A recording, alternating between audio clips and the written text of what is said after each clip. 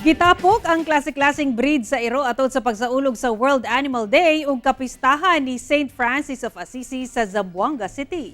Ani report.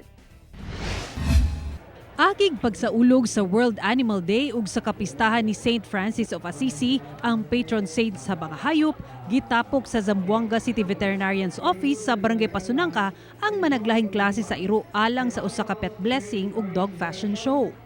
Usa ka pag-ampo ang gihalad ni Father Jeffrey Mirasol, ang parish priest sa Holy Trinity Parish, dayon gisundan sa pagbendisyon sa tanang mga iro sa activity area.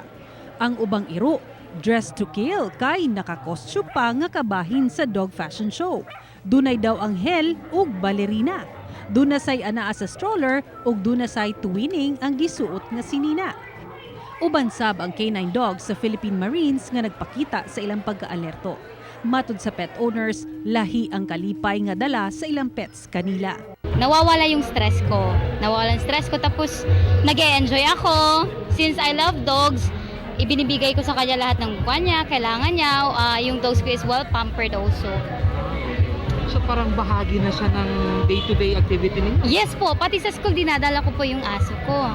Matod sa City Veterinarian's Office, karon lang nila gihimo balik ang aktibidad human sa 2 ka tuig tungod sa pandemya. Giauhag sab nila ang publiko nga mahimong responsable nga pet owner. To take care of a pet at home should be counted as a family member. So we really appreciate very much those pet owners doing that way, no? Hindi lang napag-alaga ng aso after few months nasa kalye na. So these people are the best example of responsible pet owners. Ako si Sara Hilomen Velasco para sa One Mindanao.